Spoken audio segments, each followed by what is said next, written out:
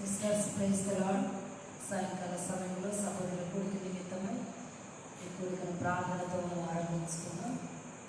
ప్రేమగల గొప్ప తండ్రి, సర్వశక్తి మా దేవా, స్తోత్రాలు. సాయంకాల సమయాన్ని బట్టి స్తోత్రాలు. పరిశుద్ధమైన మా తండ్రి, ఈ వారం అంతా కాపాడి భద్రపరచాలి. స్తోత్రాలు. మధ్య మాసంలోనికి 2వ దినంలోనికి మమ్మల్ని తీసుకుని వచ్చారు. కృతజ్ఞతలు. దయగలిగిన మా తండ్రి, మీరు ఇచ్చిన గొప్ప రక్షణ కొరకై, శుభప్రదం నిరీక్షణ కొరకై మీకు స్తోత్రాలు. సమయాన్ని ఆశీర్వాదకరంగా చేయము. దగ్గరగా దూరంగా వెలిసిన మా ప్రియమైన బిడ్డల యొక్క హక్కులు మీరు తీర్చుము. మీరే ధైర్యపరచుము, తృప్తిపరచుము, బలపరచుము. మీ సన్నిధి మాతో ఉంచుము. కనిపించి తనకు రాకుండా పనిచేసే శక్తులు వారి కార్యాలను తెచ్చి మీ సన్నిధితో మమ్మల్ని నింపి మా అందరితో మీరు మాట్లాడమని, అపవాదురాలను యోగ్యురాన్ని మీ లేఖనాలు వివరించడానికి అర్హురాన్ని కాదు, మీరు ఎరిగిన దేవుడవు. నాకు సహాయ స్థితి తండ్రి, ఓటికుండా వంటిదాన్ని విరిగిపోయిన పాత్రను కరుణించును, నూతనపరుచును, కనికరించును, అభిషేకించును, పరిశుద్ధపరుచును. తండ్రి, వాడుకోను మీ సన్నిధిని గ్రహించుమని నిర్దోషం రక్తం విశ్వాసంతో నా పైన మా పైన స్థలం పైన ప్రోక్షించుకుంటూ మదనాలు చెల్లించుకుంటూ యేసుప్రభు నామములో స్తుతించి ప్రార్థించి అడిగి వేడుకొంచున్నాం తండ్రి, ఆమేన్.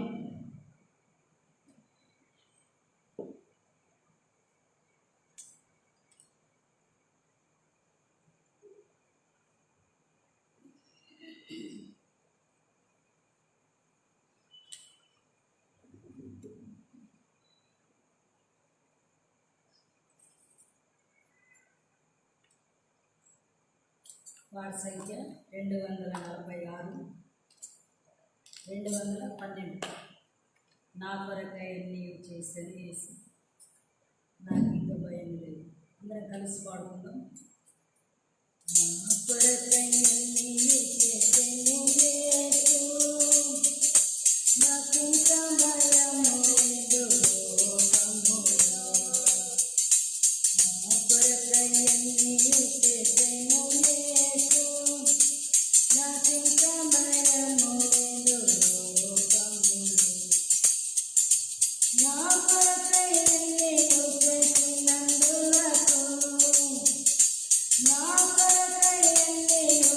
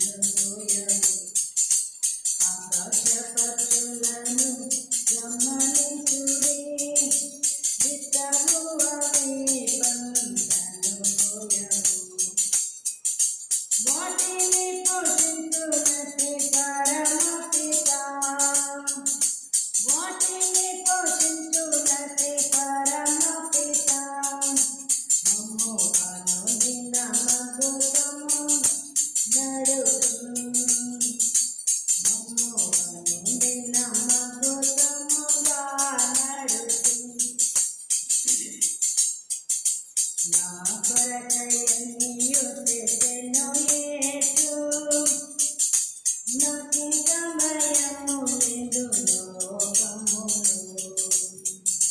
నా కొరకై అన్నియు చేసెను యేసు, నాకింక భయము లేదు లోకములో. నీని ధరించుమని చింతపడకు, అరవై పుష్పములను వేసుడుము. నీని ధరించుమని చింతపడకు, అరవై పుష్పములను వేసుడుము. అరవై పువ్వుల ప్రభువు అలంకరింప, అరవై పువ్వుల ప్రభువు అలంకరింప, తానే జయంబుగా అలంకరించును. నా కొరకై అన్నియు చేసెను యేసు, నాకింక భయము లేదు లోకములో.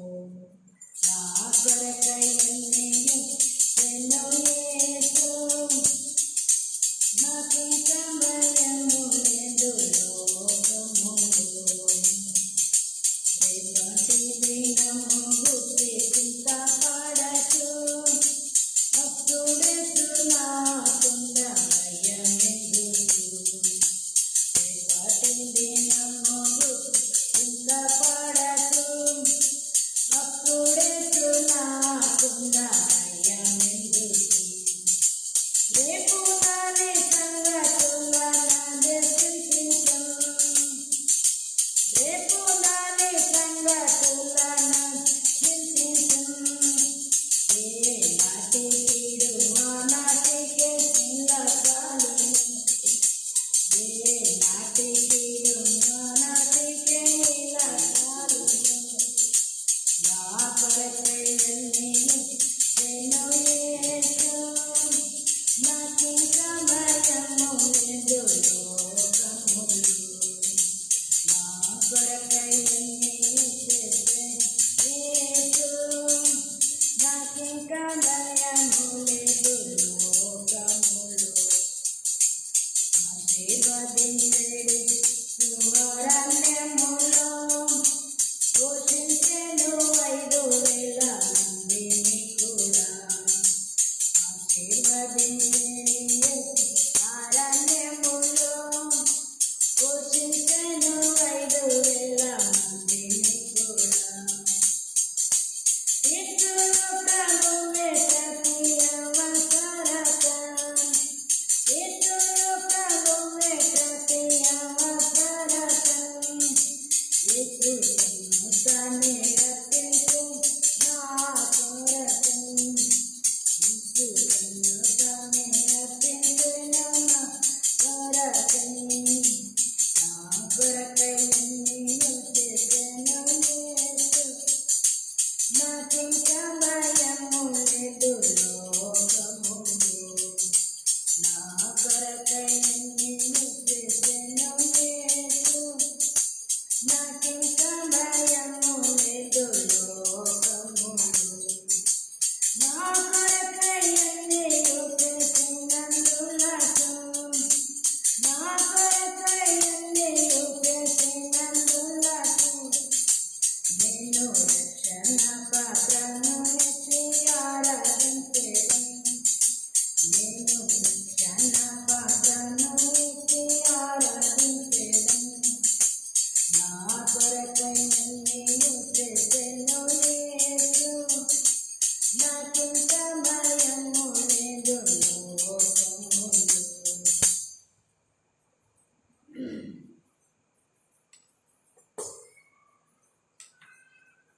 బైబిల్ పలుకు వాడుకున్నాం. గ్రంథ వాగ్దానములన్నీ నావి. కలిసి పాడుకున్నాం. గ్రంథ వాగ్దానములన్నీ నావి, రాతి అధ్యాయము వరుస వచనము, దాన దివ్య ప్రేమ వాగ్దానములు. గ్రంథ వాగ్దానములన్నీ నావి, సాయంకాల సమయంలో దేవుని యొక్క మాటలు వినుటకై మనమందరం కూడా ఆశతో ప్రభువును ప్రేమించి ప్రభు సన్నిధికి వచ్చాం. చాలా సంతోషం. మరి మన హృదయాన్ని మనము సిద్ధపరుచుకొని మరి మనం కూర్చోవాలి. ఆశగల ప్రాణమును దేవుడు తృప్తిపరిచేది కనుక ఆశతో వచ్చాము. దేవుని యొక్క మాటలు మనల్ని తృప్తిపరుస్తాయని ఆదరిస్తాయని మనం దేవుని సన్నిధిలో వచ్చాము. మనం ఋతు గ్రంథాన్ని గత దినాల నుండి ధ్యానించుకుంటా ఉన్నాము. మరి స్త్రీలను గురించి 2 గ్రంథాలు రాయబడుతూ వచ్చాయి. మరి ఋతు గ్రంథం, ఎస్తేరు గ్రంథం. ఋతు గ్రంథం 2వ అధ్యాయం ఈ దినం 14వ వచనము మనమందరం కలిసి చదువుకున్నాం. ఋతు గ్రంథం 2వ అధ్యాయము 14వ వచనం. బోయజు భోజన కాలమున నీవు ఇక్కడికి వచ్చి భోజనం చేసి చిరకలో నీ ముక్క ఉంచి తినుమని ఆమెతో చెప్పగా చేరుకోయే వారి యొక్క ఆమె కూర్చుంది. అతడు ఆమెకు పేలాలు అందేయగా ఆమె తిని తృప్తి పొంది కొన్ని మిగిల్చెను. ప్రభు యొక్క సహాయం కొరకై మనం ప్రార్థన చేసుకున్నాం. ప్రేమగల గొప్ప తండ్రి, స్తోత్రాలు. వాక్యము మీది, మీరు మా దేవుడవు, మీ బిడ్డలను మమ్మల్ని మీరు బలపరచుమని మీ దైవ హస్తాలకు మా జీవితాలు అప్పగించుకుంటూ మా అందరితో మీరు మాట్లాడమని యేసు ప్రభు నామములో స్తుతించి ప్రార్థించి అడిగి వేడుకొనిస్తున్నాం తండ్రి. ఆమేన్.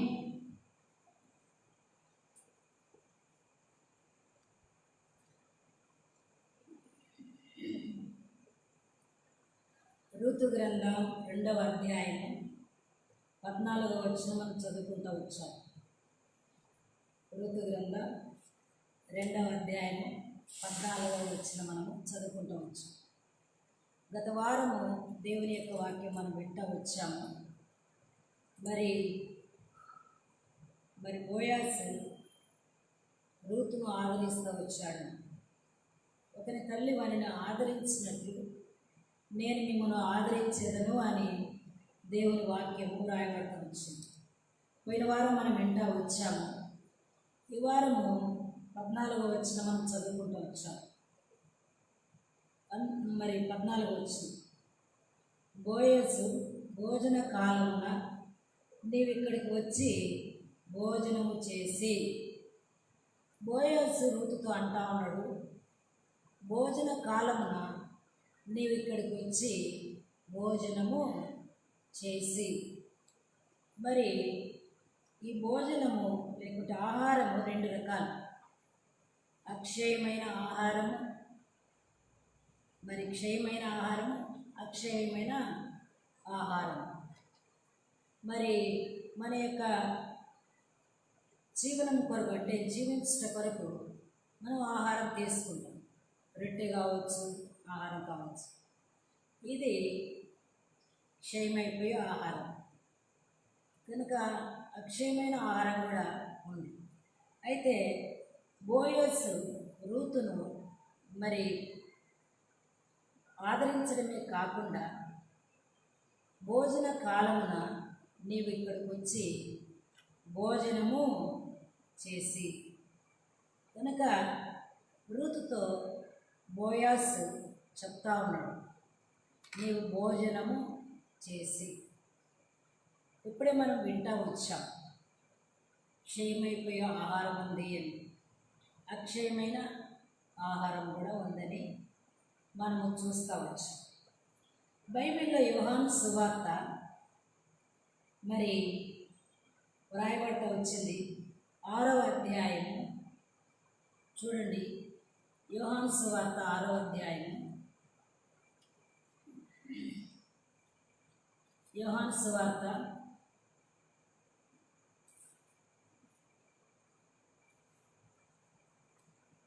6వ అధ్యాయము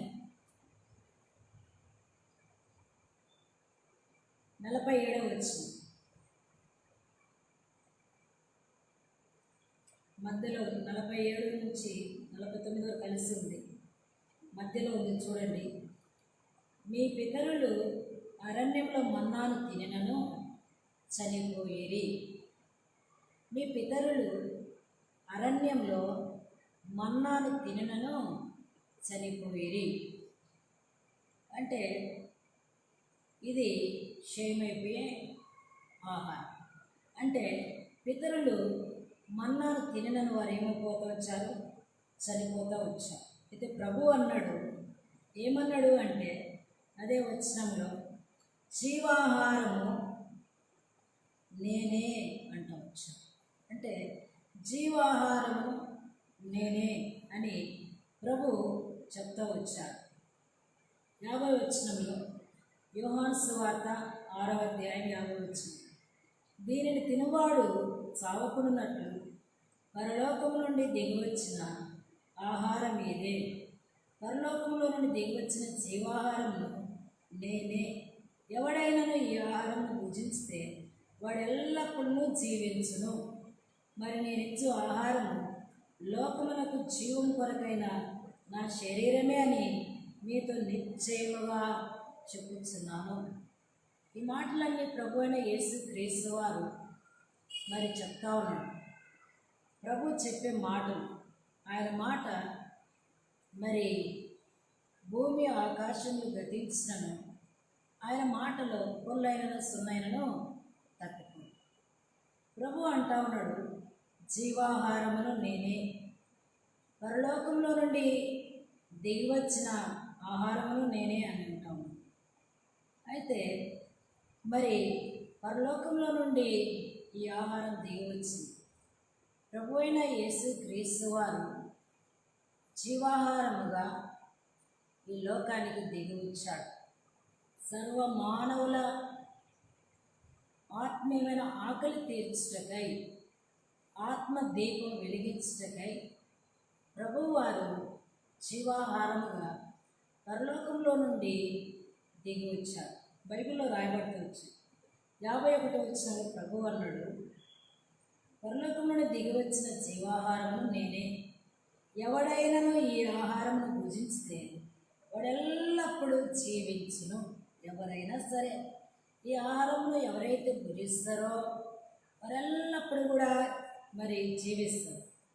బైబిల్లో రాయబడుతూ వచ్చింది, నేనిచ్చు ఆహారము లోకమునకు జీవం కొరకైన నా శరీరమే. చూడండి, చాలా ప్రాముఖ్యమైన మాట. లోకమునకు జీవము కొరకై.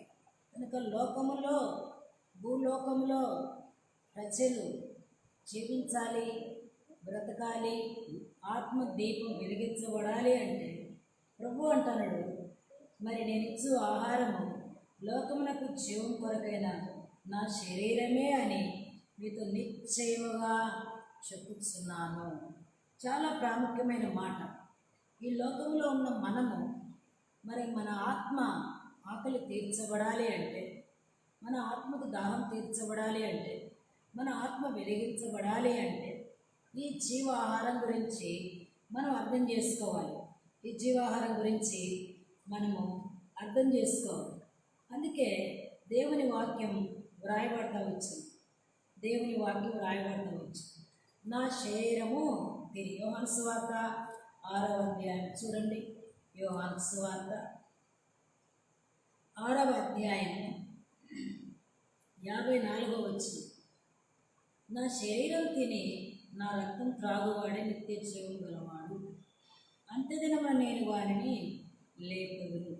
నా శరీరం తిని, మరి నా శరీరం తినడం అంటే ఏంటి అని మనం అనుకుంటాం. ఆయన యందు విశ్వాసం ఉంచడమే మనము మన ఆత్మకు మరి ఆకలి తీర్చబడతారు. బైబిల్లో రాయబడతా వచ్చింది, మరి అలాంటి వారు ఎల్లప్పుడూ జీవిస్తారు. అంటే వారికి మరణ భయం ఉండదు. అందుకే బైబిల్లో రాయబడతా వచ్చింది, మరి దేవుని వాక్యం సెలవిస్తూ వచ్చింది, పాపము వలన వచ్చు జీతము మరణము. మరి భూమి మీద మరి తూర్పు పడమర ఉత్తర దక్షిణ మరి ప్రతి మనిషి హృదయంలో కూడా పాపం అనేది ఉంది కనుక పాపం వల్ల వచ్చే జీతం మరణం. మరి ఈ యొక్క మరి ఆత్మ దీపం మరి మరణంలో నుండి జీవంలోనికి మనం దాటాలి అంటే ఈ జీవాహారం ప్రభు అయిన యేసుక్రీస్తు వారిని అంగీకరించాలి, విశ్వాసం ఉంచాలి. మనందరికీ తెలుసు రూతు మరి ఆమె అన్యజనురాలు, మోయాబు దేశస్థురాలు. తన జీవితం జీవం కలిగిన దేవుని యందు విశ్వాసం ఉంచింది. అందుకే బైబిల్లో రాయబడతా వచ్చింది. మరి ఆమె భోజనం చేసి తర్వాత ఆమెకు తృప్తి కలిగింది, ఆత్మకు తృప్తి కలిగింది, నిరీక్షణ వచ్చింది, సమాధానం వచ్చింది, సంతోషం వచ్చింది. కనుక ఇక సాయంకాల సమయంలో దేవుని ఎరగకుండా నీ జీవితంలో ఈ క్షయమైపోయే దాని కొరకు నువ్వు ఈ లోకంలో జీవిస్తూ ఉన్నావు. అయితే అక్షయమైన ఆహారం, జీవాహారం ప్రభువారే ఈ లోకానికి దిగి వచ్చాడు. ఎక్కడి నుండి దిగి వచ్చాడంటే మన లోకంలో నుండి దిగి వచ్చాడు. ఇది వాస్తవం, ఇది కథ కాదు, ఇది అల్లి చెప్పిన కథ కాదు, ఇది జీవం కలిగిన మాటలు, దేవుని యొక్క లేఖనాలు. మరి దేవుని యొక్క మాట శక్తి కలిగిన మాట ప్రభువైన యేసుక్రీస్తు వారు చెప్తా ఉన్నారు. ఏమని? మరి ఈ యొక్క ఆహారము నా శరీరమే. అందుకే మరి బైబిల్లో మనందరికీ తెలుసు. చూడండి దేవుని యొక్క వాక్యం మరి మనము చదువుదాము. మరి మత్తయి సువార్త 26వ అధ్యాయం. మత్తయి సువార్త 26వ అధ్యాయం. మత్తయి సువార్త 26వ అధ్యాయం.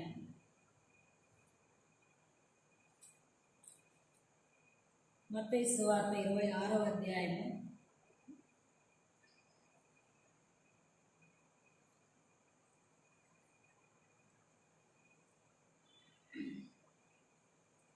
26వ అధ్యాయం మరి రాయబడతా వచ్చింది. 26-20 వచనం. సాయంకాలం అయినప్పుడు ఆయన 12 మంది శిష్యులతో కూడా భోజనములకు కూర్చుండెను. 21వ వచనం. వారు భోజనం చేయుచుండగా ఆయన, మీలో ఒకడు నన్ను అప్పగించునని మీతో నిశ్చయముగా చెప్పుచున్నాను నేను. చూడండి, మరి 12 మంది శిష్యులతో ప్రభు భోజనానికి కూర్చున్నాడు. వారు భోజనం చేయుచుండగా యేసు ప్రభు వారు అంటా వచ్చారు, మీలో ఒకడు నన్ను అప్పగించునని మీతో నిశ్చయముగా చెప్పుచున్నాను నేను. కనుక ఎందుకు ఇక్కడికి వచ్చాము మనము అంటే, రూతు అన్య స్త్రీ అయినప్పటికీ అక్షయమైన ఆహారమును భుజించింది. మరి అంతేకాదు, మరి పరలోకంలో నుండి దిగి వచ్చిన జీవాహారమును అర్థం చేసుకొని విశ్వసించింది. మరి దేవుని బిడ్డగా ఆమె చేయబడతా వచ్చింది. ఆమె దూరస్తురాలు, మనకు తెలుసు, వాగ్దానాలు నిబంధనలు లేని జనురాలైనప్పటికీ ఆమె ప్రభు యొక్క బిడ్డగా తీర్చబడి తృప్తి చెందుతా వచ్చింది. అక్షయమైన ఆ వాక్యం అనే ఆ జీవాహారం ఆ ప్రభువును అంగీకరించి తృప్తి చెంది. అయితే ఇక్కడ ఏం రాయబడింది? వారు భోజనం చేయుచుండగా ఆయన మీలో ఒకరు నన్ను అప్పగించునని మీతో నిశ్చయముగా చెప్పుచున్నాను. ఇక్కడ కూడా శిష్యులు భోజనం చేస్తూ ఉన్నారు. శిష్యులు అంటే దేవుణ్ణి మరి అనుసరించేవారని మనం బైబిల్ స్టడీలో కూడా వింటవచ్చు. అయితే వీరు భోజనం చేస్తూ ఉన్నప్పుడు ప్రభు మరి చెప్పాడు, మీలో ఒకరు నన్ను అప్పగించరని మీతో నిశ్చయముగా చెప్తారు. అయితే వారు బహు దుఃఖపడారు. ప్రభువా, నేనా అని వారు అడుగుతూ వచ్చారు. అయితే 23వ వచనంలో ఆయన, నాతో కూడా పాత్రలో చేయి ఉంచిన వాడెవడో వాడే నన్ను అప్పగించేవాడు. చూసారా? అందుకే బైబిల్లో రాయబడుతూ వచ్చిన ఈ మాట, నాతో కూడా పాత్రలో చేయి ఉంచిన వాడెవడో వాడే నన్ను అప్పగించేవాడు. ఇక్కడ ఏం మనం గ్రహించవచ్చు అంటే, యూదా ఇస్కరియోతు ప్రభు ప్రక్కన ఉంటూ, ప్రభు మాటలు వింటూ, ప్రభు కార్యాలు చూస్తూ, సమయం కొరకు కనిపెట్టుకుంటూ వచ్చాడు. గుర్తు కూడా చెప్పాడు, మనందరికీ తెలిసి అంశం. అయితే చూడండి, మరి అప్పగించేవాడు అవుతూ వచ్చాడు, అమ్ముతూ వచ్చాడు, అంగీకరించలేదు, తృణీకరించాడు. మరి అందుకే మరి 33 ఎండి నాణ్యములకు ప్రభువారిని యూదా ఇస్కరియోతు అమ్ముతూ వచ్చాడు. సృష్టికర్తను అమ్ముటకు సాహసించాడు. ఈ సాయంకాల సమయంలో మన అంశం ఇక్కడ ఏంటంటే, ప్రభువును అంగీకరించకుండా నీ జీవితంలో నీవు కూడా ఇంకా ప్రభును అప్పగిస్తూ ఉండవేమో. సెలవుకు దినదినం మారు మనసు పొందడం లేదు, పాప క్షమాపణ పొందడం లేదు. అందుకే ప్రభు అన్నాడు యోహాను సువార్తలో, ఇది అనేకుల పాప క్షమాపణ నిమిత్తమై చిందింపబడిన నా నిబంధన రక్తము అంటుంది. మరి నీ పాపములకు క్షమాపణ కలగకుండా నీవు కూడా యూదా ఇస్కరియోతు వలె ప్రభువును అంగీకరించని కఠినమైన గుండెతో ఉన్నవేమో. నీకు సాయంకాల సమయంలో నువ్వు ఎక్కడున్నా ప్రభువును అంగీకరించు. మారు మనసు పొందడం చాలా ప్రాముఖ్యం, చాలా ప్రాముఖ్యం. అందుకే ప్రభు మరి చెప్తూ వచ్చాడు యోహాను సువార్త 26వ అధ్యాయం 24వ వచనంలో, ఎవరి చేత మనిషి కుమారుడు అప్పగింపబడుచున్నాడు ఆ మనుషునికి శ్రమ, ఆ మనుషుడు పుట్టి ఉండని ఎడల వానికి మేలని చెప్పాను. 25లో ఆయన అప్పగించిన యూదా, బోధకుడా నేనా అని అడగగా ఆయన నీవన్నట్టే అనెను. మరి యూదా ఇస్కరియోతు నేనా బోధకుడా అంటే నువ్వు అన్నట్టే అన్నప్పటికి కూడా పశ్చాత్తాపము యూదా ఇస్కరియోతుకు రాలేదు. సృష్టికర్తను అమ్ముకుంటూ వచ్చాడు. 33 వెండి నాణ్యములకు అమ్ముతూ వచ్చాడు. నీవు కూడా నామకార్థ క్రైస్తత్వంలో నీ క్రియల ద్వారా, నీ చేష్టల ద్వారా, నీ రహస్య జీవితం ద్వారా మార్పు నొందని నీ కఠినమైన హృదయం చేత నువ్వు ప్రభు నమ్ముతా ఉన్నవేమో. నిన్ను బట్టి ప్రభు చాటును ఏడుస్తాము. ఇంకెంత కాలం మారు మనసు పొందకుండా, హృదయంలో చోటు ఇవ్వకుండా, హృదయము కఠినపరుచుకుంటూ ప్రాచీన స్వభావం చేత పితృ పారంపరమైన వ్యర్థమైన జీవితంలో ఉంటుంది. అందుకే సాయంకాల సమయంలో ప్రభు నిన్ను మరి హెచ్చరిక చేస్తాను. ఇది నా శరీరమే ఈ ఆహారం, ఈ రక్తం మరి అనేకుల పాప క్షమాపణ నిమిత్తం అని ప్రభు చెప్పవచ్చు. నీ పాపములు క్షమించబడాలి అంటే మరి యూదా ఇస్కరియోతు చూడండి, ప్రభుతో బోధకుడా మరి మరి మరి అంట వచ్చాడు. నేనా అన్నప్పుడు ప్రభు నువ్వు అన్నట్టే అంట వచ్చాడు. ఆయన మాటకు ఆయనకి అప్పగించావు. అయినా కూడా పశ్చాత్తాపం కాదు. నీ జీవితంలో కూడా మారు మనస్సును పొందుటకు సమయం ఇచ్చినప్పటికీ, ఒకవేళ ఇప్పుడు కాదు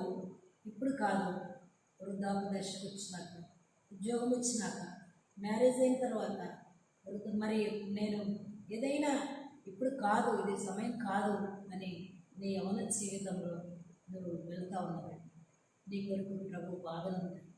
ఆ శిలువలో నీ కొరకై గాయం పొందాడు, రక్తం చిందించాడు. మనందరికీ తెలుసు ప్రభు యొక్క మార్గం. మన నిమిత్తం ఆహారముగా ఆయన మరి ఏ రీతిగా బాధ పొందాడు మనందరికీ తెలుసు. అందుకే మరి ప్రభు సాయంకాల సమయం నేను హెచ్చరిక చేస్తాను. ఇంకా నీ హృదయము మార్పు పొందకుండా కఠినమైన గుండెతో ఉన్నవేమో ఈ సాయంకాల సమయంలో, ఈ 10వ మాసం 2020 సంవత్సరం మరి నీవు కూడా ప్రభుని అంగీకరిస్తే నీ హృదయము మార్పు చెందుతుంది. రూతు మోయాబు దేశస్థురాలు, ఆమె హృదయము మార్పు చెందింది. అక్షయమైన ఆహారమును, జీవాహారమును ఆమె మరి తీసుకొని తృప్తి చెందుకోవచ్చు. నీవెందుకు ఆలస్యం చేస్తావు? ప్రభు నీ కొరకు వేచి ఉంది. ఆయన సెలవులు మన నిమిత్తం అప్పగించవచ్చు. మరి అందుకే ప్రభు ఈ మాటలు మరి 26వ అధ్యాయము 18వ వచనంలో మరి మరి 17వ వచనంలో నీ కొరకు ఎక్కడ మరి పస్కాను భుజించుటకు మేము నీ కొరకు ఎక్కడ సిద్ధపరచగలుగుతున్నావని అడిగిరి. అందుకు ఆయన, మీరు పట్టణమందున ఫలాని మనుషుని యొద్దకు వెళ్ళి నా కాలం సమీపమై ఉన్నది కనుక చూడండి ప్రభు అన్నాడు, నా కాలము సమీపమై ఉన్నది. ప్రభు శిలవలో మరి మన అతిక్రమ క్రియల కొరకు, మన దోషముల కొరకు, మన పాపముల కొరకు మరి మరి శిక్షింపబడ్డకు ప్రభు అప్పగింపబడే పరిస్థితి ఎరుగుదువా? ఇంకా ఒకవేళ నీవు మార్పు నొందకుండా ఉన్నవేమో ప్రభు నీ కొరకు వేచింది. అందుకే ఆయన సెలవులు మన కొరకై ఆకారం లేనివాడుగా అవుతవచ్చు, మనుషులు చూడనొల్లని వారుగా అవుతవచ్చు, తృణీకరింపబడుతవచ్చు, వ్యాధం పొందవచ్చు. నీ కొరకు ప్రభుని అంగీకరించి మారుమనసు పొందు, హృదయం మార్చుకో. ప్రభు యొక్క రక్తం చేత కడగబడి జీవ గ్రంథములో నీ పేరు వ్రాయబడుతుంది. అందుకే ప్రభు నీ కొరకు వేచి ఉన్నాడు. నీరాకరా స్వరూపుడా మనోహరా కరిగితే మనకై వేలాడుచు సిలువలో. కనుక నిరాకర స్వరూపుడా కరిగితివా నా కొరకై కల్వని కరిగా ఉప్పు వలె కరుగుతూ సృష్టికర్త మాట చేత కలుగునుగాక అన్నప్పుడు విశాలమైన ఆకాశమేమి, భూమి ఏమి, సముద్రములేమి సమస్తమును కలుగుతూ వచ్చి అయితే మానవుని కలుగునుగాక అనలేదు. సొంత హస్తములతో స్వరూపం ఇచ్చి నిర్మించారు. అయితే నీవు మారు మనసు పొందకపోతే ఈ దినం కూడా దేవుని అప్పగిస్తావు. ఇదొకటి గ్రహించు. యూదా ఇస్కరియోతు పశ్చాత్తపడలేదు. నువ్వు అన్నట్టన్నా కూడా మనసు మారు. కనుక ఈ మాటలు ఎందుకు ఇక్కడికి వచ్చాము అంటే, భోజన కాలంలో మరి రూతు ఏం చేసిందంటే ఆమె తృప్తి పొందింది.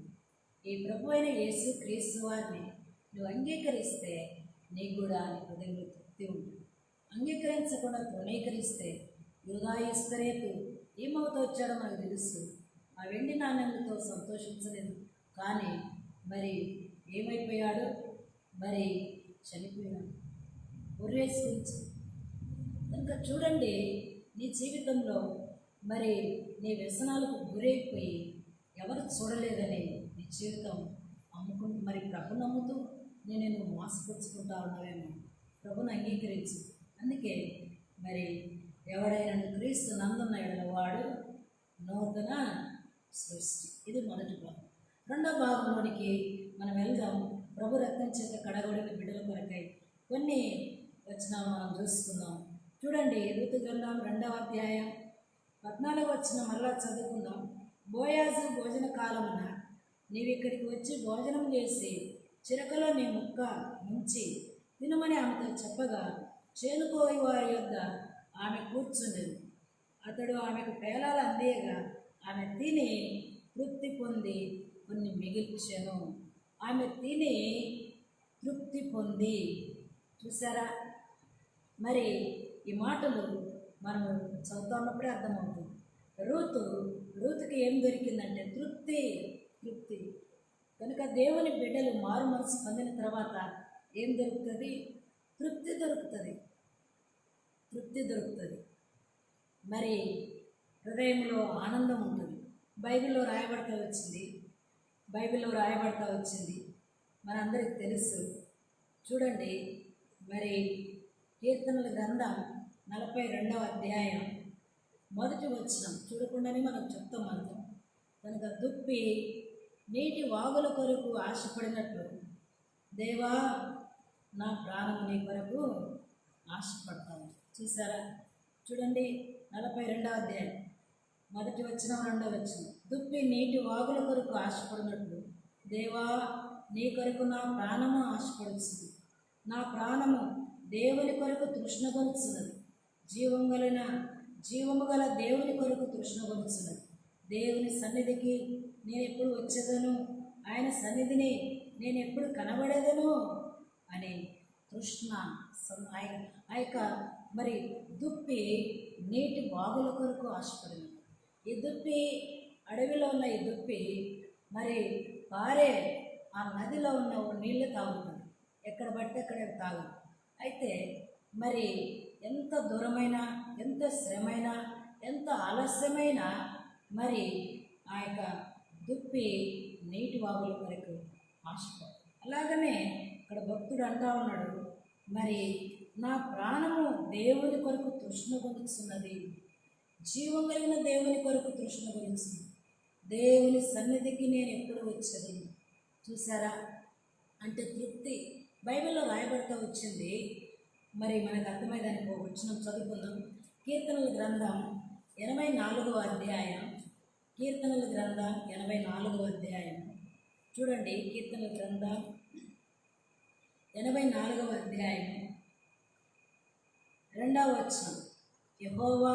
యెహోవా మందిర ఆవరణమును చూడవలనని నా ప్రాణము ఎంతో ఆశపడుచున్నది, అది సొమ్మసిల్లుచున్నది. జీవము గల దేవుని దర్శించుటకు నా హృదయమును నా శరీరమును ఆనందంతో కేకలు వేయించింది. చూసారా, జీవం గల దేవుని దర్శించుటకు నా హృదయమును నా శరీరమును ఆనందంతో కేకలు వేయించింది. దేవుని బిడ్డగా చేయబడిన తర్వాత, తృప్తిపరచబడిన తర్వాత మన జీవితంలో నిజంగా మరి ఇలాంటి తృష్ణ మనకు ఉండాలి. దేవుని పిల్లలకి మరి యెహోవా మందిర ఆవరణంలో చూడవలన నా ప్రాణం ఎంతో ఆశపడుచున్నది, అది సొమ్మసిల్లుచున్నది. అందుకే దావీదు అంటాడు, భక్తిహీనుల గుడారంలో నివసించుట కంటే నా దేవుని మందిర ద్వారమునందునుంట నాకు మేలు, నాకు ఇష్టం అంటాడు. కనుక రక్షణ పొందిన బిడలమైన మనము కూడా మరి ఇలాంటి తృష్ణ కలిగి మనం జీవించే వారంగా ఉండాలి. ఇలాంటి తృష్ణ కలిగి జీవించే వారంగా మనం ఉండాలి. అందుకే బైబిల్లో మరి మరి మనకు తృప్తినిచ్చాడు, జీవం కలిగిన దేవుని కొరకైన తృష్ణ ఇచ్చాడు. అన్ని పరిస్థితుల్లో ప్రభు కొరకై మనం జీవిస్తూ ఉన్నాం. చాలా సంతోషం. అయితే ప్రభు మనతో మాట్లాడుతున్నాడు. చూడండి, మత్తయి సువార్త 5వ అధ్యాయం. మత్తయి సువార్త 5వ అధ్యాయం 6వ వచనం. బైబిల్ తెరవండి. మత్తయి సువార్త 5వ అధ్యాయం 6వ వచనం కలిసి చదువుకుందాం. నీతి కొరకు ఆకలి దప్పులు గల వారు ధన్యులు, వారు తృప్తిపరచబడదురు. చాలు. నీతి కొరకు ఆకలి దప్పులు గలవారు ధన్యులు, వారు తృప్తిపరచబడదురు. దేని కొరకు ఆకలి దప్పులు? నీతి కొరకు. నీతి కొరకు ఏముండాలి? ఆకలి ఉండాలి, దప్పిక ఉండాలి. అంటే ఆకలి, దాహం ఈ రెండు ఉండాలి. చూడండి, శరీరంలో ఆకలి దాహము లేదంటే లోపల ఏదో రోగము అది ఎక్కువ అవుతుంది అని అర్థం. అంటే ఆత్మీయమైన జీవితంలో కూడా రక్షణ పొందిన నాటి నుండి మన జీవిత యాత్రలో మనకేముండాలి దేవుని బిడ్డలకు అంటే మరి నీతి కొరకై ఆకలి దప్పులు గలవారని మనం ఉండాలి. వారే తృప్తిపరచబడదు. రూతుకు నీతి కొరకై ఆకలి దప్పులు ఉన్నాయి. అందరిని వదిలిపెట్టింది.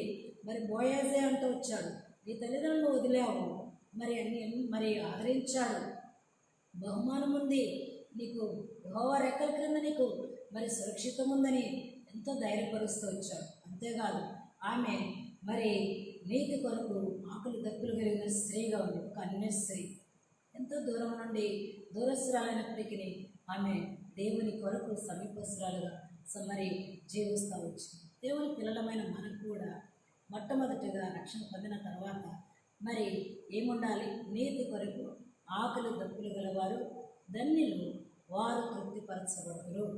అందరికీ తృప్తి వస్తుంది, మంచిదే. మరి హృదయంలో తృప్తి ఉంది రక్షణ పొందిన తర్వాత. మరి తృప్తిపరచబడుదురు అంటే మరి నింపాదిగా మనం ఉండాలి. ఆత్మలో మరి మరి నిరీక్షణ, శుభప్రదమ నిరీక్షణ కలిగి ఉండాలి, తృప్తిపరచబడి ఉండాలి. అంటే నీతి కొరకు మనకి ఏముండాలి? ఆకలి దప్పులు ఉండాలి. ఈ దినాల్లో నీతి కొరకు ఆకలి దప్పులు చల్లారిపోతూ ఉన్నాయి. ఎందుకంటే మరి యొక్క మన పరిస్థితుల ప్రభావము, రోగాల ప్రభావము, శత్రువు దాడులు, రకరకాల ఆత్మీయమైన యాత్రలో మరి మనము మరి నీతి కొరకై ఆకలి దప్పులు లేని వారిని మనం జీవిస్తాం. ఇంకా దేవుని బిడ్డలమైన మనం మరి రూతు ఏ రీతిగా తృప్తిపరచబడింది అంటే నీతి కొరకు ఆకలి దప్పులు కలిగిన స్త్రీగా ఉంది. నీ జీవితంలో ఆకలి పోగొట్టుకున్నావేమో, దాహం లేదేమో, అందుకే నీకు తృప్తి లేదు. అందుకే దేవుడు నన్ను హెచ్చరిక చేస్తాను. బైబిల్లో ఎవరు మరి నీతి కొరకై ఆకలి దప్పులు కలిగి జీవించారు? బైబిల్లో మనందరికీ తెలుసు. చూడండి, యోహాను సువార్త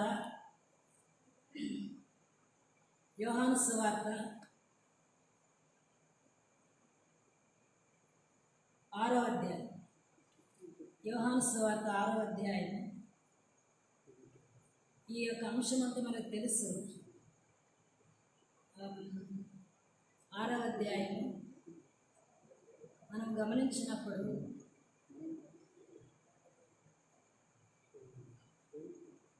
9వ వచనం నుండి మనం గమనిస్తే, ఇక్కడ ఉన్న ఒక చిన్నవాని యొద్ద 5 యవల రొట్టెలు 2 చిన్న చేపలు ఉన్నవి, కానీ ఇంతమందికి ఇవి ఏమాత్రమని ఆయనతో అనగా. చూడండి, ఇక్కడ చిన్నవాని యొద్ద 5 యవల రొట్టెలు 2 చిన్న చేపలు ఉన్నాయి.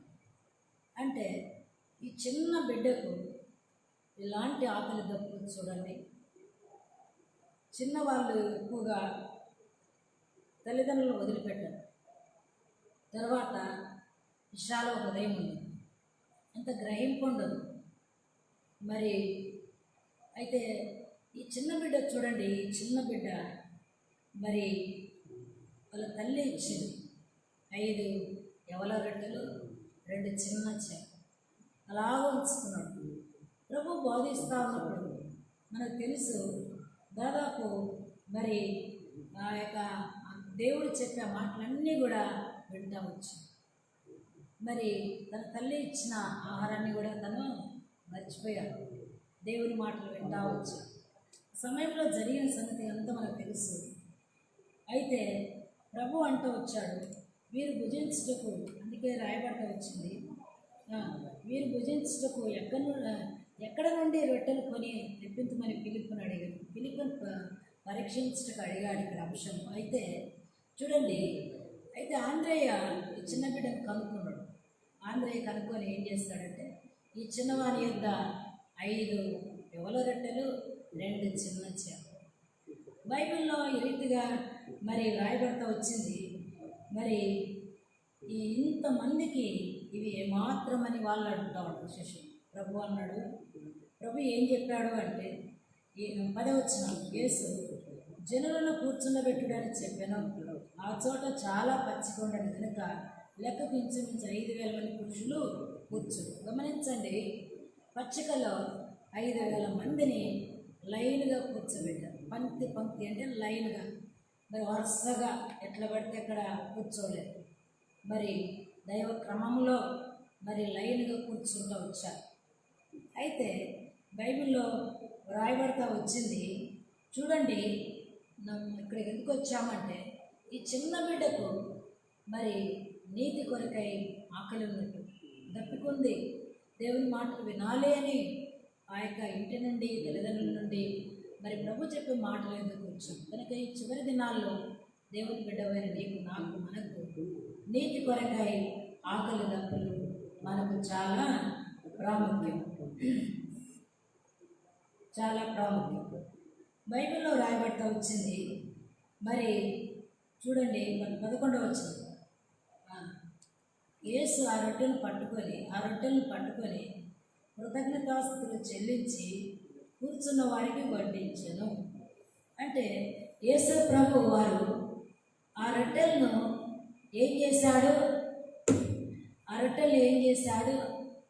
మరి ఏం చేశాడు? ఆ రొట్టెలను అంటే పట్టుకున్నాడు. అంటే ఈ రొట్టెలు దేవుని చేతిలోకి వచ్చాయి.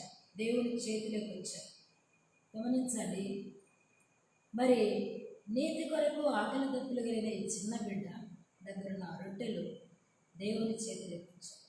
రూతు కూడా దేవుని చేతిలోకి వచ్చింది. అందుకే ఆమె తృప్తి.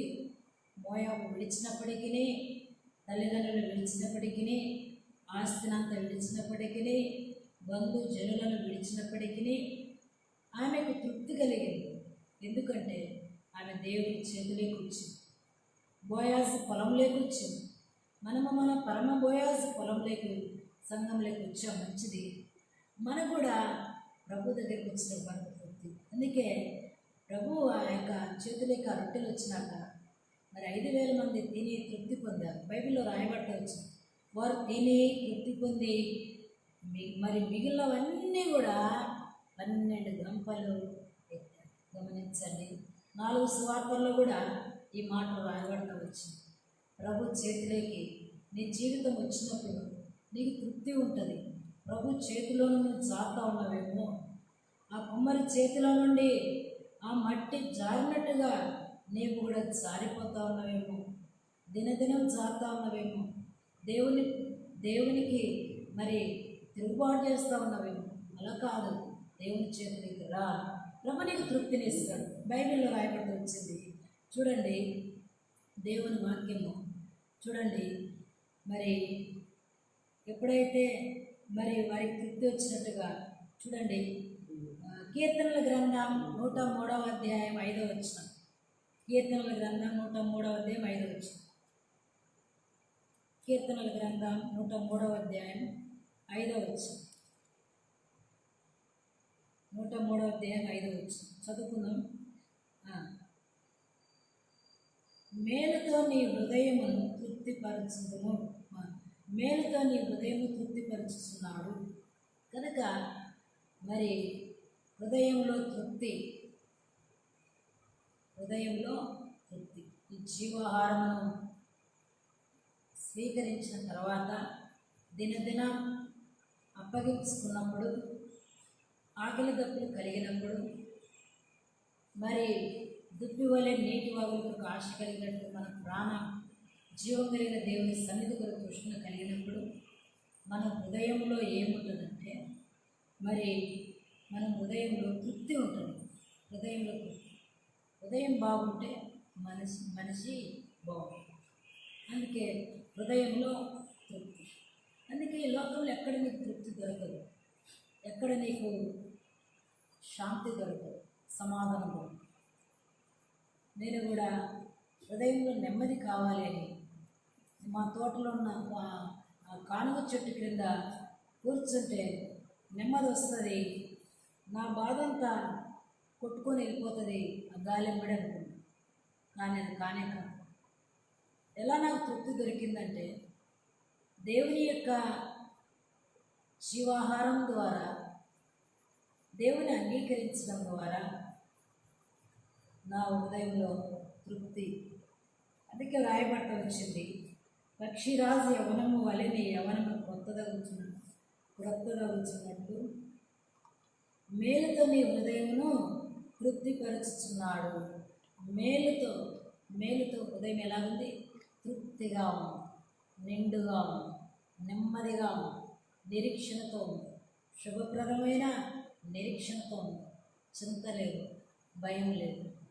మరి ఎంత కూడా ఎవరి ద్వారా దొరికింది అంటే మరి నీతి రక్షణ పొందిన తర్వాత నీతి కొరకు ఆకలి దప్పులు కలిగి దుప్పి వలె మరి మనం తృష్ణ కలిగి జీవించినప్పుడు ఆ చిన్న బిడ్డ చేతిలో ఉన్న 5 రొట్టెలు 2 చేపలు ప్రభు చేతుల్లోకి వచ్చినట్టుగా మనం ఆయనకు అప్పగించుకున్నప్పుడు మన ఆత్మీయమైన యాత్రలో మన హృదయంలో ఏముంటుంది? తృప్తి ఉంటుంది. హృదయంలో ఏముంటుంది? తృప్తి ఉంటుంది. ఇంకొక వచ్చిన మనం చదువుకుందాం. కీర్తనల గ్రంథం 63వ అధ్యాయం. కీర్తనల గ్రంథం 63వ అధ్యాయం 5వ వచనం మనం చదువుకుందాం. 4:5. నా మంచం మీద నిన్ను జ్ఞాపకం చేసుకుని రాత్రి జాములయందు నిన్ను ధ్యానించినప్పుడు ప్రభు మెదడు దొరికినట్లుగా నా ప్రాణము తృప్తి పొందుతున్నది. ఎంత ప్రాముఖ్యమైన మాట చూడండి, ఎంత ప్రాముఖ్యమైన మాట. మరి మరి దావీదు అంటున్నాడు మాట చూడండి, ఎంత ప్రాముఖ్యమైన మాట చూడండి. ప్రభు మరి నా మంచం మీద నిన్ను జ్ఞాపకం చేసుకొని రాత్రి జాములందు నిన్ను ధ్యానించినప్పుడు, ఒకసారి ఆల్రెడీ చెప్పాను మీకు, మరి కరోనా నాకు వచ్చినప్పుడు చాలా విపరీతమైన భయం ఆవరించింది. ఆ భయంలో మరి మరి ఇవన్నీ మిగిలిన వారి అంటే ఎవరు లేరు, ఒంటరిగా ఉన్నాను ఆ భయంతో. ఆ భయంలో నేను ఉన్నప్పుడు నేను ప్రభుతో అడిగాను, ప్రభువా ఇన్ని రోజులు నాతో మాట్లాడుతూ వచ్చారు, ఈ సమయంలో మీరు నన్ను చేయి వదిలిపెడితే నేను బ్రతికేది కూడా కష్టంగా ఉంది. ఎందుకంటే భయం, విపరీతంగా భయం వచ్చి ఈ యొక్క గొంతు పట్టేసింది, గుండె పట్టేసింది, ఊపిరి రావడం లేదు. మరి మనుషులా ఎవరు లేరు, ఒంటరిగా ఉంది. ఆ సమయంలో నేను ప్రభు మీద నాతో మాట్లాడాను. ప్రభు నాతో మాట్లాడుతూ వచ్చాడు. ఎలా మాట్లాడుతూ వచ్చాడంటే, నేను ఎందుకు బాధపడినంటే, మరి ఈ సమయంలో ఎవ్వరు లేరు అని నేను బాధపడినప్పుడు దేవుని వాక్యం, మరి ఆయనకి ఇష్టమైన కార్యము నేను ఎల్లప్పుడూ చేయదు కనుక ఆయన నన్ను ఒంటరిగా విడిచిపెట్టాడు. నన్ను పంపినవాడు నాకు తోడై ఉన్నాడు. ఆ ఒక్క మాట నాకు ధైర్యం వచ్చింది. ఇంకా నేను తల మీద మరి తల దిండు మీద పెట్టుకొని ధ్యానిస్తూ ఉన్నప్పుడు కుమారుణ్ణి తండ్రి పంపించాడు కదా, ఈ భూలోకాన్ని పంపించాడు, ఈ పాపిష్టి లోకాన్ని పంపించాడు. మరి ఎవరు తోడున్నారు? మరి మరి నేను అలాగా ధ్యానం చేసుకుంటా, ఆ ధ్యానించుకుంటా ఉన్నప్పుడు నాకు ఎలాగుందంటే నిజంగా నేను మరవలేను. ప్రభు మెదడులాగా మరి ఎలాగుందంటే బైబిల్లో ఉన్నట్టుగా ప్రభు మెదడు నాకు దొరికినట్లుగా నా ప్రాణము తృప్తి పొందుతున్నది. తృప్తి వచ్చింది. ఆ సమయంలో ఏ మందులు పనిచేయలేదు. కానీ ఎప్పుడైతే ప్రభు నన్ను ఆదరించాడో, నేను ధ్యానిస్తూ వచ్చాను రాత్రి చావులు, ప్రభు నిజంగా తృప్తినిచ్చాను. చూడండి ఎంత ప్రాముఖ్యమైన మాట. మరి నీ జీవితంలో రక్షణ పొందావు, దేన్ని జ్ఞాపకం చేసుకుంటా ఉన్నావు? మంచం మీద పడుకొని వాళ్ళు ఇట్లన్నారు, వీళ్ళు ఇట్లన్నారు. స్త్రీలు ముఖ్యంగా మరి మనం బలహీనమైన ఘటాలం కనుక ఎప్పుడు బలహీనమవుతానే ఉంటాం. బలహీనమైన ఘట్టాల్లో మహిమేశ్వరం ఉంచాడు కానీ దేవుడు, మనం మాత్రం బలహీనంగా అవుతాం. ఎందుకంటే స్త్రీలు వెంటనే మనందరికీ తెలుసు, బైబిల్లో అనేక మంది స్త్రీలు మరి అన్న విషయమై పెనిన్నా మరి విసిగిస్తూ వచ్చి మనకు తెలుసు. మరి ఎన్ని మనకు తెలుసు కానీ మనం స్త్రీలముగా బలహీనపడతాం. అందుకే దేవుని బిడ్డ, నీవు కూడా దేన్ని జ్ఞాపకం చేసుకోవాలి అంటే, ఎవరు నిన్ను బాధించారో, ఎవరు నిన్ను కష్టపెట్టారో వారిని జ్ఞాపకం చేసుకుంటే దానికన్నా దేవుణ్ణి జ్ఞాపకం చేసుకో. దావీదన్నాడు, నా మంచం మీద నిన్ను జ్ఞాపకం చేసుకొని రాత్రి జాముల యందు నిన్ను ధ్యానించినప్పుడు, శ్రమల్లో నిన్ను ధ్యానించినప్పుడు క్రొవ్వు మెదడులాగా ఉంది, నా ప్రాణం తృప్తి పొందించింది. కనుక రూతు తన జీవితంలో తృప్తి పొందుతూ వచ్చింది. ముగించుకుందాం కొన్ని మాటలు మనం చూసుకొని. కనుక దేవుని బిడ్డమైన నీవు కూడా మరి ఏమి జ్ఞాపకం చేసుకుంటాము? చిన్నవి మరి మరి మరి అవి జ్ఞాపకం చేసుకొని మరి దుఃఖపడతా ఉన్నావేమో, పరుగులో ఓడిపోయావేమో, సంతోషం లేక తృప్తి లేక జీవిస్తావు. కనుక దేవుని బిడ్డ, మరి దేవుని యందు భయభక్తులు కలిగి దేవుని యొక్క మాటలు ధ్యానించడం మనం మొదలుపెట్టినప్పుడు మన ప్రాణము తృప్తి పొందుతుంది. ఎటువంటి పరిస్థితుల్లోనైనా సింహం బోనులో దానియేలు వేసినప్పుడు తృప్తిగా ఉన్నాడు, ఏమాత్రం భయపడలేదు. ఎందుకంటే జీవం కలిగిన దేవుని సేవకుడు కనుక దానియేలు సింహంలో బోనులు దేవుడు ముగిస్తూ వచ్చాడు. కనుక దేవుని బిడ్డవైన నీవు గడాంధకరపు లోయలో వెళ్ళినప్పటికీ తృప్తి కావాలి అంటే దేవుని యొక్క వాక్యమును రాత్రి చాములో ధ్యానించడం చాలా అవసరం. అంటే నిద్ర మేలుకొని రాత్రి అంతా ధ్యానించడం కాదు, కానీ మంచం మీద పడుకున్నప్పుడు విషయం. అందుకే భక్సింగ్ అంకులు ప్రార్థన చేస్తూ ఉంటాడు. రాత్రి చేస్తూ ఉన్నప్పుడు, ప్రభువా మరి ప్రభుతో సమ్మతి పడి ప్రభు నిద్రపో అన్నప్పుడు దాకా ప్రార్థన చేస్తూ ఉంటాం. అంత భక్తి మనకు లేదు, కానీ కనీసం దేవుని యొక్క లేఖనాలు మన చేతిలో ఉన్నాయి, మన హృదయంలోకి తెలుసుకొని ధ్యానించుకుంటూ మనం తృప్తి చెందేవారు మనం ఉండాలి. అన్య స్త్రీ అయిన రూతు తృప్తి పొందుతూ వచ్చి మరి అక్కడ మనం చూస్తూ వచ్చి ఒక మాట మనం చూసుకున్నాం. లూకాసు సువార్త 3వ అధ్యాయం 14వ వచనం. తెరవండి బైబిల్.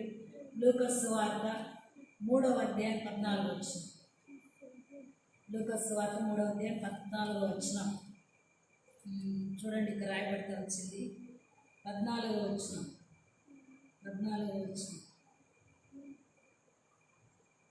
సైనికులను మేమేమి చేయవలనని అతన్ని అడిగింది.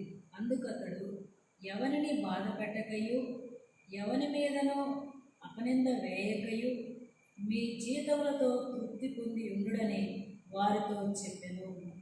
చూసారా, ఇక్కడ రాయబడతా వచ్చింది సైనికులు మరి మేమేమి చేయవలనని అతన్ని అడిగింది. అందుకు అతడు ఎవరిని బాధ పెట్టకయు, మరి ఎవరికి కూడా మనం ఏం కలిగించకూడదు, బాధ కలిగించకూడదు. తర్వాత ఇంకేం చెప్తూ వచ్చారు, ఎవరి మీదనో అపనింద వేయకయు. దేవుని అంగీకరించి తృప్తి చెందిన బిడ్డలమైన మనము ఎవరిని కూడా బాధ పెట్టకూడదు. తర్వాత అపనింద కూడా వేయకూడదు. చూడండి, వేయకయు మీ జీతములతో తృప్తి పొంది ఉండుడని వారితో చెప్పాను. మీ జీతములతో, పని చేయవాడు జీతములకు పాత్రుడు. రైతు పొలం పని చేస్తాడు, కష్టపడి పని చేస్తాడు, రాత్రి పగలు జీతం పుచ్చుకుంటాడు. మరి నాకు తెలుసు, ఆ వరి కోసేటప్పుడు మా నాన్న అందరినీ పొలంలోకి తీసుకెళ్ళేవాడు, వంతులు వేసేవాడు. కొంతమంది అవి నైట్ పూటని గాలి బాగా వస్తుంది, తూర్పు కొన్ని చాలా కనుక అని చెప్పేసి అందరినీ ఒక్కొక్కరు వంతులు వేసేవాడు. నా వంతు ఏంటంటే మరి చిన్న చిన్న పనులే, ఆ పెద్ద మంట వేసి చిన్నపిల్లలు కొంతమంది మంచాలను కూర్చోబెట్టి రాత్రి అంతా అవి ఇంటికి తోలుతూ ఉంటారు, పనులు జరుగుతూనే ఉంటాయి.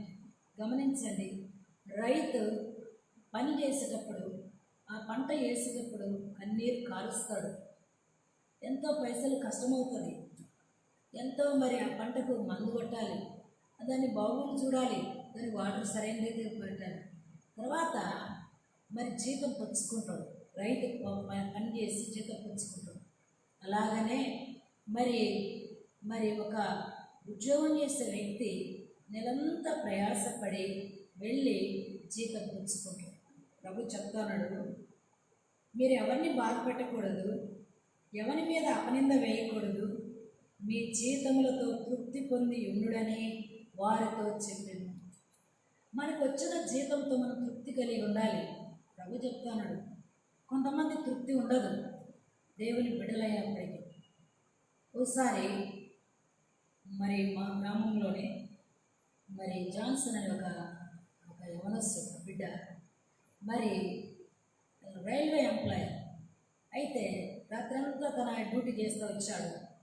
మరి ఇది సరిపోదని చెప్పి డబల్ డ్యూటీ చేసేదానికి వెళ్ళాడు. ఆ సమయంలో మరి ఆ ట్రైన్ యాక్సిడెంట్లో మరి కనీసం తన పార్ట్స్ ఎక్కడ కూడా దొరకకుండా అలాగా ఆ బిడ్డ చనిపోతూ వచ్చాడు. ఇలా తల్లి బ్రౌన్కి వచ్చింది, నా కోసం వచ్చి ఇంకా మరి ఆ చెట్టు దగ్గర కూర్చొని వాళ్ళ రూమ్కి వచ్చి విపరీతంగా ఏడుస్తుంది, ఒక పిచ్చి పట్టిన ఆమెలా. ఎందుకంటే కుమారుడు మరి కనీసం ఎముక కూడా దొరకకుండా పోయింది. అయ్యో, ఏం తీసుకురావాలి, ఏం చేయాలి? ఆమె చాలా ఏడుస్తా బ్రౌన్కి వచ్చింది. ఆమెను ఎంత ఆదరించినా ఆదరింపబడలేకపోతూ వచ్చింది. అంశం ఇక్కడ ఏంటంటే జీతంతో తృప్తి చెంది ఉండాలి. చాలామంది మరి ఈ అక్షయమైన దాని కొరకు కాక అక్షయమైపోయిన ఆహారం కొరకు కష్టపడతా ఉన్నారు. అందుకే దేవుని బిడ్డలమైన మనము తృప్తి చాలా ప్రాముఖ్యం.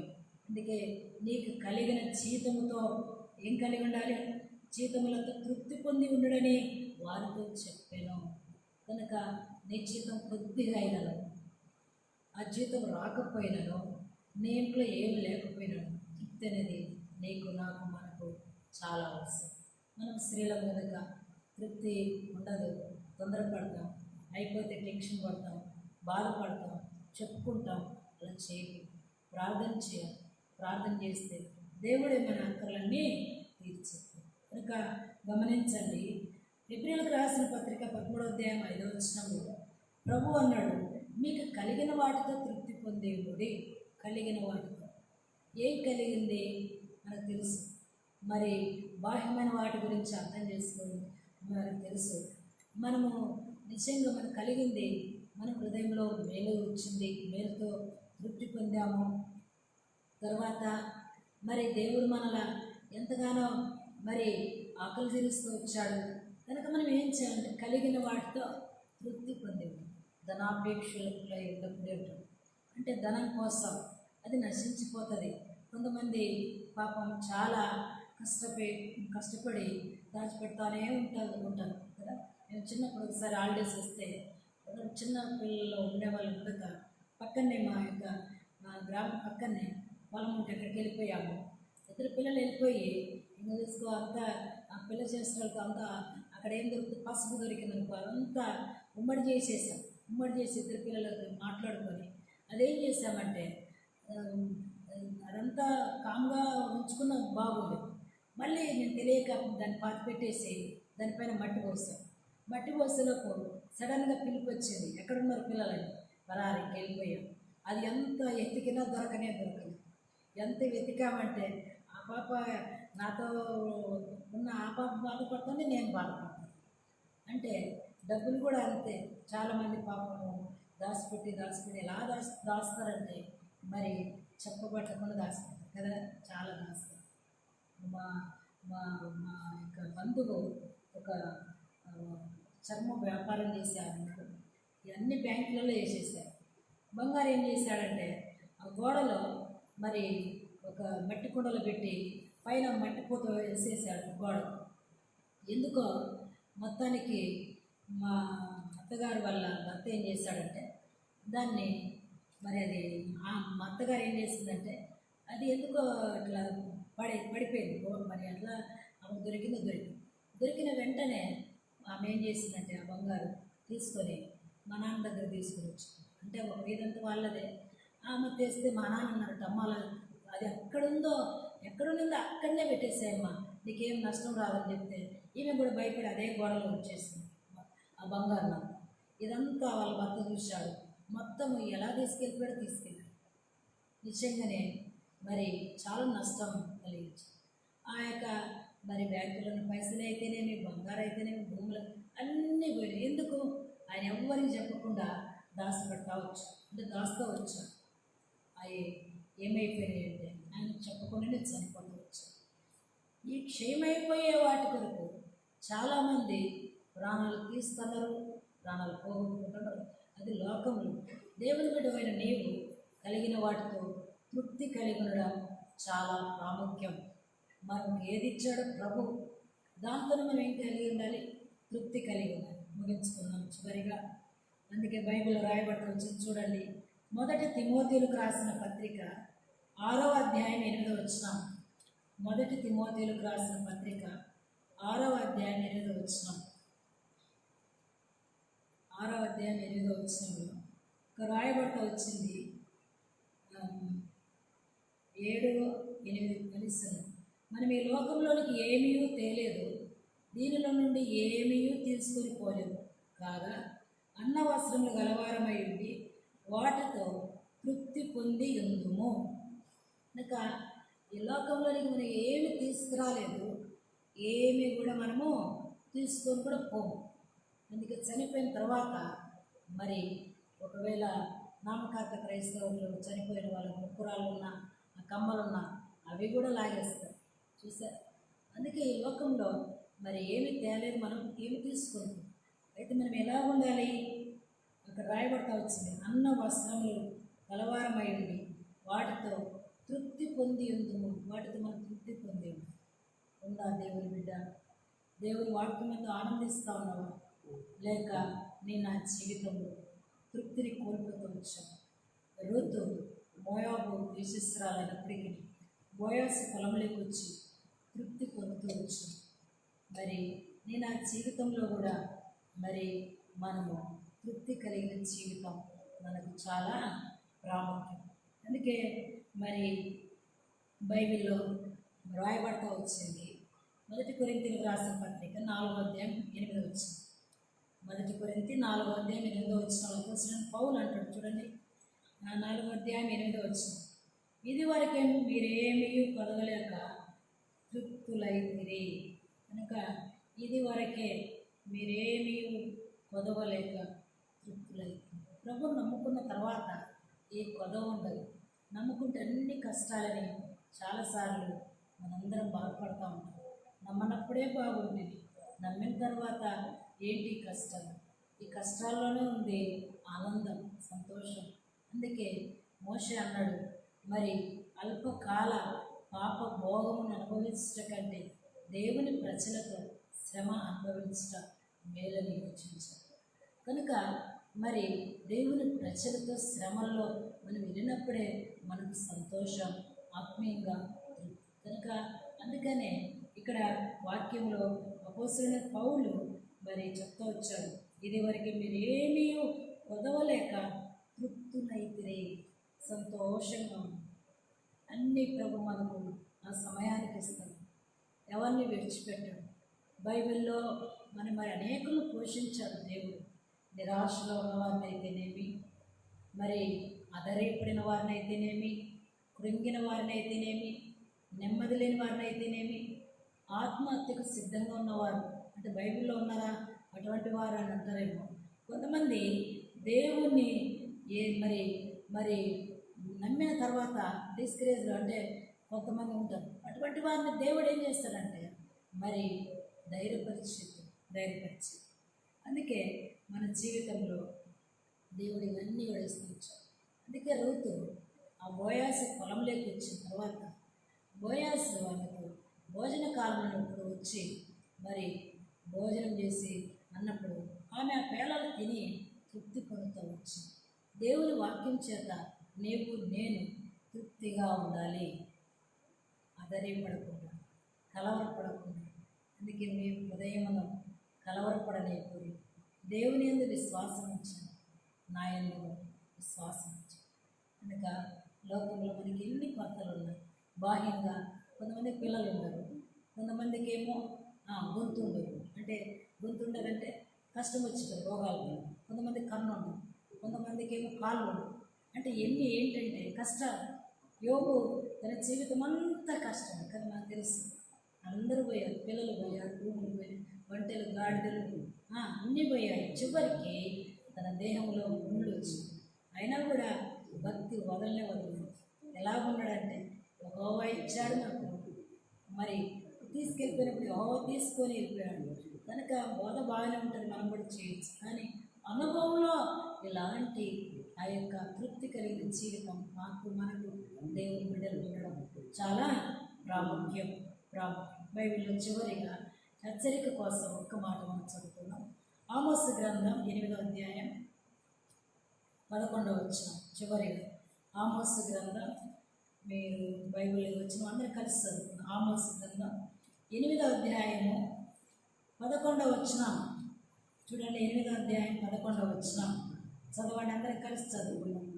రాబో దినములందు దేశంలో నేను క్షామం పుట్టిందును, అది అన్నపానములు లేకపోవడం చేత కలుగు క్షామం కాక యెహోవా మాటలు వినకపోవడం వలన కలుగు క్షామము. ఇదే యెహోవా వాక్కు. చూసారా, మరి రాబో దినాల్లో, వచ్చే దినాల్లో దేవుడు ఏం చేస్తాడంట, మరి నేను క్షామం పుట్టింతును, అది అన్నపానములు లేకపోవట చేత కలుగు క్షామం కాదు. అంటే అన్నం దొరుకుతుంది, అన్నీ ఉంటాయి, కానీ యెహోవా మాటను వినకపోవటం వలన కలుగు క్షామం. చూసారా, దేవుని మాటలు వినకపోవటం వలన వచ్చే క్షామం వస్తుందని ఆమోసు 8:11 దేవుడు మనల్ని హెచ్చరిక చేస్తుంది. కనుక ఈ సహోదరుల కోరికలు కొన్ని మాటలు మనం వింటూ వచ్చాము.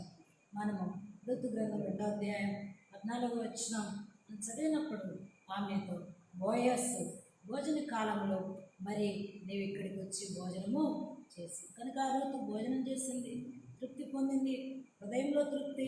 మరి ఆమె జీవితం దుప్పి నీటి బావుల కొరకు ఆశపడినట్లుగా నీతి కొరకై మరి ఆకలి దుప్పులు కలిగిన స్త్రీగా తృప్తిపరచబడిన స్త్రీగా నేను ఆ రీతిగా ఉంది.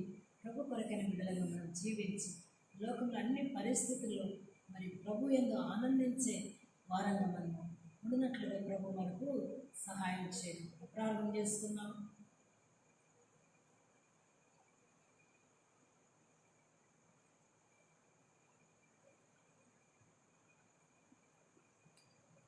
ప్రార్థన చేసుకుందాం. కొన్ని మాటలు మనం వింటూ వచ్చాము. ప్రభు మనందరితో మాట్లాడుతూ వచ్చాడు. ఈ మాటలు మనము వింటూ వచ్చాము.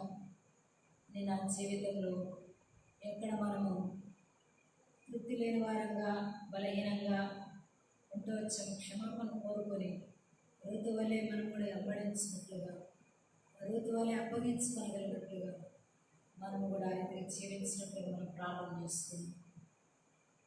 ప్రేమగల పరలోకపు తండ్రి, పరిశుద్ధమైన దేవా స్తోత్రాలు. బలహీనంగా ఎక్కబడిన ఈ మాటలు బలమైన దేవుడుగా కార్యసిద్ధి కలుగజేసి మా ఆత్మలో వెలిగించి ప్రభువా మీ కొరకైన పాత్రలుగా తృప్తి చెందిన వారంగా ఉన్నట్లుగా సిద్ధం చేయండి తండ్రి. ఆనాడు ప్రభువా మరి రాత్రి చావుల యందు నేను ధ్యానించినప్పుడు ప్రభు మెదడవలే అని ప్రభు భక్తులలో వచ్చాడు. నా జీవితంలో కూడా మీ లేఖనాలు ధ్యానించినట్లుగా ప్రభావములు మీరు సిద్ధపరచండి, బలపరచయ్యా స్తోత్రాలు. దగ్గరగా దూరంగా విలిచిన మా ప్రియమైన సహోదరుల కొరకు స్తోత్రాలు. వారి భారాలు దొరలించు, వారి బిడ్డలను రక్షించు, వారి అక్కర్లు తీర్చు, వారి రోగాలు బాధలు ఇబ్బందులు ఎరుకులు అన్ని విషయాల్లో గొప్ప కార్యం జరిగించు. సంస్థాన్ని మీ చేతులకు అప్పగించుకుంటూ దేవారాయి చెట్లున్న మా ప్రియమైన బిడ్డలు వారిని కూడా మీరు బలపరచండి. దేవా మరి పల్లెల్లో ఉన్న బిడ్డలందరినీ కూడా కనికరించి వాక్యములకు చోటిచ్చి తృప్తి చెంది దుప్పి నీటి బావుల కొరకు ఆశపడినట్లు వారి ప్రాణం మీ కొరకు ఆశపడి ఆయన మీ కొరకు జీవించడం సిద్ధం చేయండి. సమస్తాన్ని మీ చేతులకు అప్పగించుకుంటూ వందనాలు చెల్లించుకుంటూ దేవా మరి ఉపవాస ప్రార్థన ప్రభు దినం కొరకై మమ్మల్ని మీరే సిద్ధపరిచి మీరే గొప్ప కార్యం జరిగించి సహాయం చేయమని మీకే మహిమా ఘనత ప్రభావములు ఆరంభించుకుంటూ యేసు ప్రభు పరిశుద్ధమైన శక్తి కలిగిన నామములో స్తుతించి ప్రార్థించి అడిగే వేడుకొనిచున్నాము తండ్రి, ఆమేన్.